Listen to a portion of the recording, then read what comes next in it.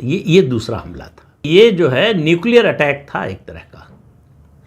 तो उन्होंने कहा मैं निजी बातों में नहीं जाना चाहता। तो एंकर फिर जो है वो कुर्सी पर उचक गया कि निजी बातों से क्या मतलब आपका। तो अमित शाह ने कहा कि भाई उनको उनकी प्रेरणा का स्रोत विदेश में है, इतना ही तो कह रहा हूँ मैं। वहीं से उनको प्रेरणा मिलती है, इसलिए बार बार वहाँ जो छपता है, जो बातें कही जाती हैं, वो बातें वो यहाँ उठाते हैं।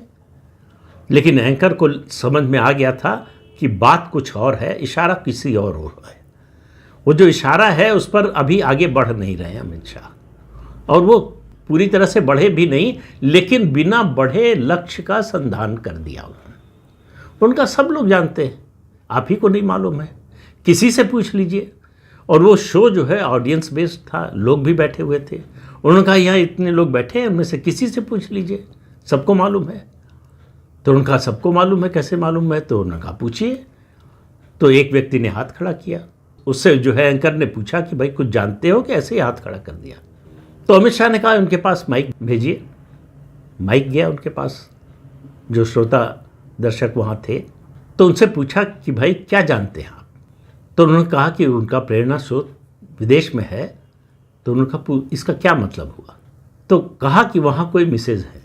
अब पूरी महफिल में ठहाका लग गया, अमित शाह भी हंसने लगे, लेकिन किसी ने कुछ कहा नहीं, उसके आगे कुछ बताया नहीं। और गृहमंत्री ने कहा कि मैं निजी बातों में नहीं जाना चाहता।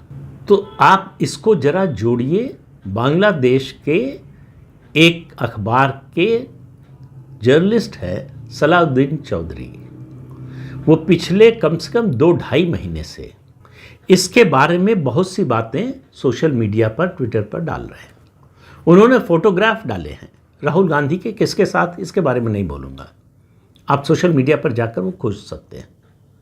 कौन कौन है उसमें, किस देश का मामला है, किन लोगों का मामला है, और राहुल गांधी का क्या संबंध है उन बातों से या उन लोगों से जिनका चित्र है उसमें, इसके बारे में वो बड़े विस्तार से बताते हैं। लेकिन भारत में इसकी कहीं कोई चर्चा नहीं होती है, और किसी अखबार में इसकी चर्चा नहीं होती है, किसी टीवी चैनल पर इसकी चर्चा नहीं होती है।